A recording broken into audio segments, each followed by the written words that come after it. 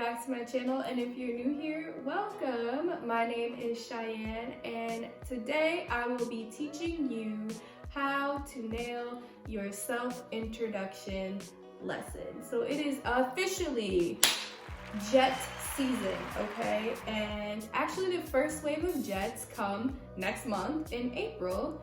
So I figured what better time than now to do a how-to video. I have 14 schools, 11 elementary schools, and 3 junior high schools, and I have done well over 1 million self-introduction lessons. So I figured that I would give you my tips and tricks on how to make your self-introduction lesson memorable. Just a little disclaimer, these are merely suggestions. At the end of the day, do what works for you. So please give this video a thumbs up and make sure to subscribe to my channel if you are interested in seeing more content, and let's get started. Tip number 1 is to use pictures instead of PowerPoints. So I feel like in this scenario, PowerPoints are a little bit boring, and I don't think they're a good fit. I think pictures are a lot better because you can pass them around, students can interact with them, get hands-on, and see them up in their face. So I would definitely suggest you using pictures instead of a PowerPoint. Tip number 2 is to laminate your pictures, okay? If I hadn't laminated my pictures, I don't think any of my pictures now would have survived past self-introduction number 2. Also, you can go to any copy print store, Office Depot, Office Max, and blow up pictures and get them laminated. And however many self-introductions you do, however many years you stay on Jet, or even if you leave Jet, you have something already ready to go.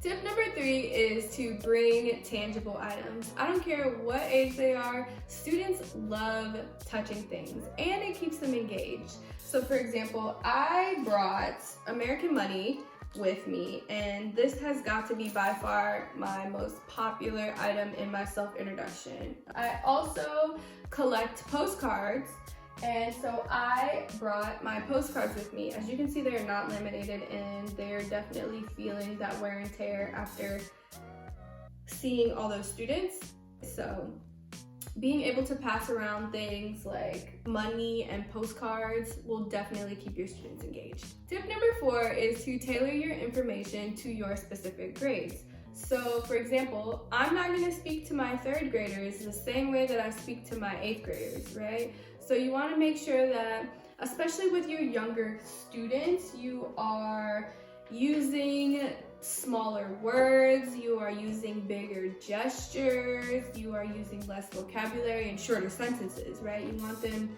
to keep engaged without tiring them out. Tip number 5 is to engage with your students. So I don't know how many times that I can say this, but you want to make sure that you interact with your students. You don't want them sitting there, because then that's not going to be a very memorable self-introduction.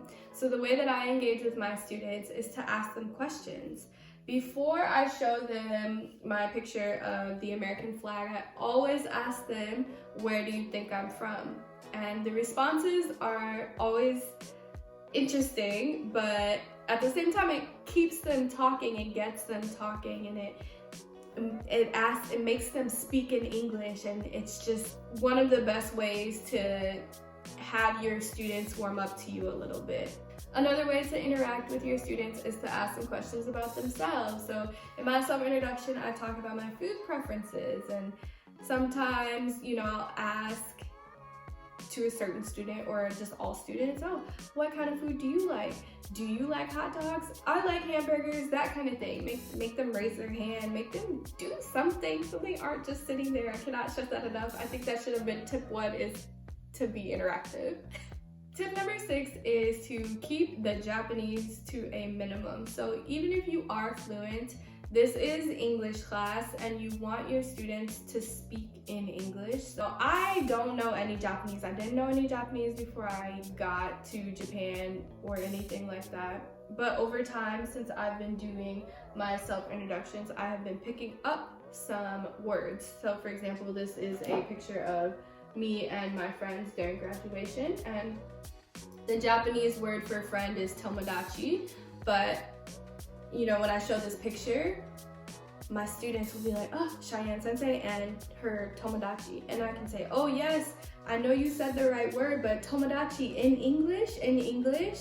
So you really want them to think about the words and the vocabulary in English so they can get used to it and start being able to feel more comfortable talking to you or using English words. Tip number 7 is just to be true to yourself. So you don't want to go into a self-introduction lesson being very explosive and loud and outgoing if that isn't you in general. If you aren't going to be like that on a consistent basis, then you don't want to be like that in your self-introduction. So I wouldn't say go outside of your comfort zone unless you're going to be like that for the rest of the time.